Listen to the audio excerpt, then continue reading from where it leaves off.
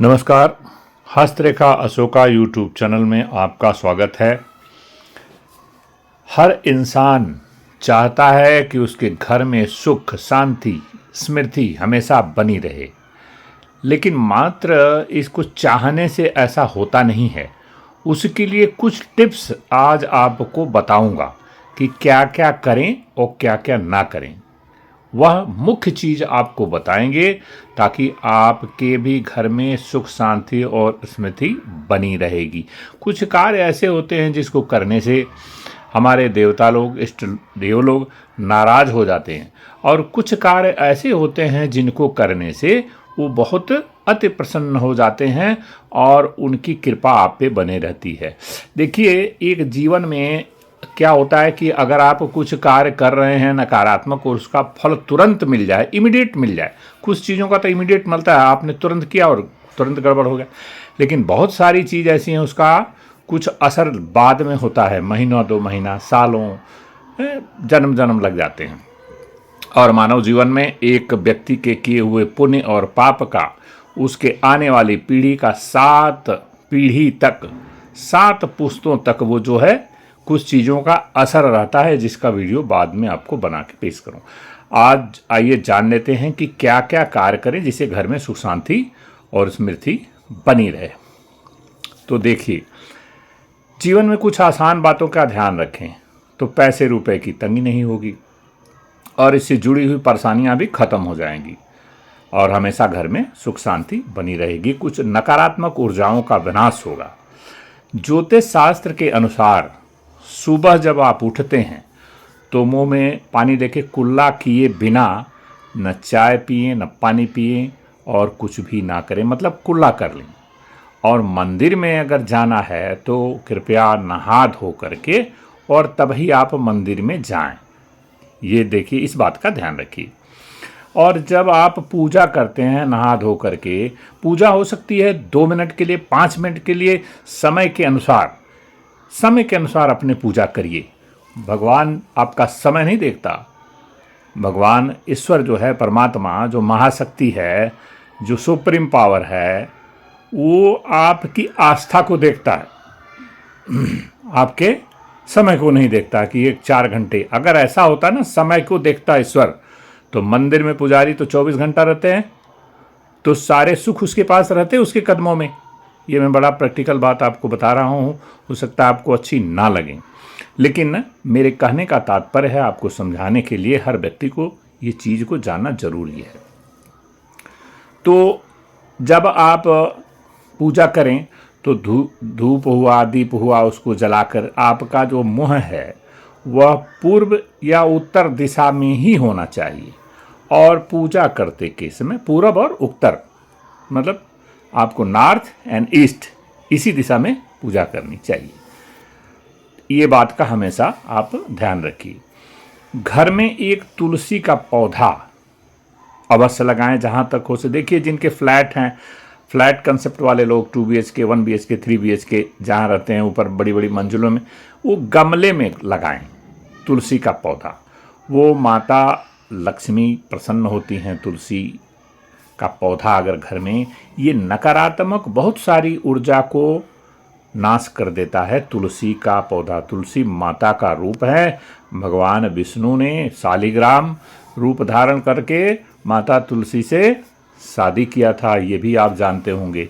तो तुलसी का पौधा लगाने से घर में सुख शांति हमेशा बनी रहती है। वास्तु दोष भी अगर आपके घर में है कुछ, तो वो भी ठीक हो जाता है, इस बात को समझ लीजिए। तो बड़े इंपॉर्टेंट वगैरह पॉइंट बता रहा हूँ, कृपया इस वीडियो में बने रहिए, बहुत अच्छी जानकारी है। रोज पूजन के समय एक तांबे के लोटे में पानी भरकर उसमें थोड़ा सा गंगा जल मिला लें और जहाँ आप पूजा करते हैं उस स्थान पे रखिए। पूजा के बाद उस जल को हर घर में, हर कमरे में थोड़ा ऐसे छिड़का लगा दें। और यदि आप सूर्य को जल चढ़ाते हैं तो ओम आदित्याय नमः 9 बार जरूर जाप कर लीजिए, या ओम घृणी सूर्याय नमः या ओम सूर्याय नमः, इस मंत्र का जाप कर लीजिए। यदि आप सूर्य को, जो ग्रहों के राजा हैं, जो आपके सर्व ग्रहों को ठीक रखेंगे, वो ग्रहों के राजा को याद करना है तो जल चढ़ा करके यह मंत्र का जाप करें। अगर आप भोजन कर रहे हैं तो किस दिशा में भोजन करना चाहिए? खाना हमेशा फर्स्ट प्रियॉरिटी उत्तर की दिशा करके खाएं। ये कोशिश करिए, या हो सके तो फिर पूरब। पहला प्रियॉरिटी है उत्तर की दिशा, जो सबसे बेस्ट होता है। और आप अपने डाइनिंग टेबल, डाइनिंग रूम में ही खाना खाएं, रसोई घर में खाना खाएं। भूल कर भी अपने बिस्तर पे खाना ना खाएं। बिस्तर पे खाना खाने से क्या होता है, क्यों मैं मना कर रहा हूँ? शास्त्रों के अनुसार, एस्ट्रोलॉजी के अनुसार, बिस्तर पर यदि आप खाना खाएंगे जिस पे आप सोते हैं, तो यह समझ लीजिए कि आपकी शांति भंग हो जाएगी, टेंशन बढ़ जाएगा, घर में लड़ाई झगड़े का योग हो जाएगा, राहु नाराज हो जाएंगे।